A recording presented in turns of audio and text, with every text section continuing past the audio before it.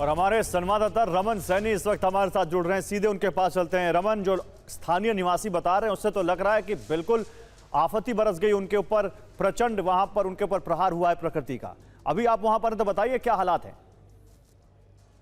जी हाँ बिल्कुल गौरव, देखिए जिस तरीके से कुदरत का कहर डोडा के ठाठरी में बरपा है, उसकी तस्वीरें ग्राउंड जीरो से मैं आपको दिखाता हूँ कि किस तरीके से बड़े बड़े पत्थर जो हैं, आप ये देख सकते हैं, एक ऐसे बोल्डर जिसको इंसान हिला भी नहीं सकता है, वो पानी के बहाव में बहते हुए इस नेशनल हाईवे 244 पर आकर जमा हो गए हैं। और इसको हटाने के लिए सुबह 6 बजे से ही मशीनें लगी हुई हैं, लगातार काम जो है वो चल रहा है। और इसके साथ साथ मैं अब ये तबाही की तस्वीरें मैं आपको इधर से दिखाता हूँ। ये देखिए, एक नीचे दुकानों का पूरा एक मॉल सा बना हुआ है और उसके ऊपर जो है वो स्कूल चलता है, लेकिन नीचे दुकानों में शटर को तोड़कर किस तरीके से पत्थर जो हैं वो दुकानों के अंदर मलबे के साथ जा घुसे हैं। ये ठीक सामने जो आप पहाड़ी ऊपर देख पा रहे हैं, इसी पहाड़ी के ऊपर जो है वो क्लाउड बर्स्ट हुआ है और उसके बाद वहां से पत्थर, मलबा और बड़े बड़े बोल्डर्स, जो ये बड़े बड़े पत्थर आप देख पा रहे हैं, ये बहते हुए पानी के साथ चले आए हैं और कैसे लोगों के घरोंदों को पूरी तरीके से उजाड़ दिया है। ये आप एक घर देख सकते हैं जिसका पूरा हिस्सा जो है वो जमींदोज हो चुका है। उसके आगे आप देखेंगे तो एक परिवार का छत जो है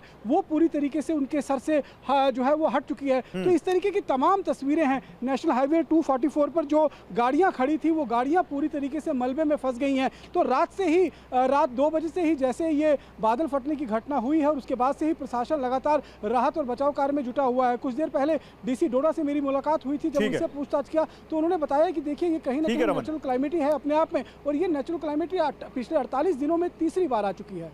ठीक है रमन, बहुत शुक्रिया आपका। तो देखिए 48 घंटों में तीसरी बार अगर ये कैलामिटी आती है, इस तरह की आपदा आती है, तो आप स्थानीय लोगों की हालत का अंदाजा लगा सकते हैं कि क्या हालत होगी। और जो तस्वीरें रमन ने दिखाई, जिस तरह से बड़े बड़े पत्थर ऊपर पहाड़ से आए मलबे के साथ, वाकई ये डराने वाली तस्वीरें हैं। फिलहाल महाराष्ट्र ही नहीं, गुजरात भी बाढ़ और बारिश के सितम से जूझ रहा है। आइए आपको लेकर चलते हैं, वहां तस्वीरें दिखाते हैं, फिर उसके बारे में बात करते हैं, क्योंकि किस तरह से यहां पर महाराष्ट्र में हमने और जम्मू कश्मीर में किस तरह से वहां पर बारिश हुई, बाढ़ आई, किस तरह से आफत बनकर ये बारिश बरसी, हमने दिखाया पहले महाराष्ट्र और उसके बाद फिर हमने आपको दिखाया जम्मू कश्मीर। लेकिन गुजरात में आफत की बारिश देखिए कैसे। 2 तस्वीरें आपको बताने के लिए यहां पर हमने रखी हैं कि वहां पर भी हालात बहुत खराब हैं। अमरेली में हर तरफ पानी पानी, यहां सीने तक का पानी वहां लोगों को दिख रहा है। सूरत देखिए, सड़क पर पानी पानी, सड़कें दरिया बन गई हैं। एक तस्वीर आपको दिखाते हैं, दिखाइए पिसारो तस्वीर, कैसे यहां पर ये जो तस्वीरें आप देख रहे हैं, ये अमरेली और सूरत की ये तस्वीरें बताने के लिए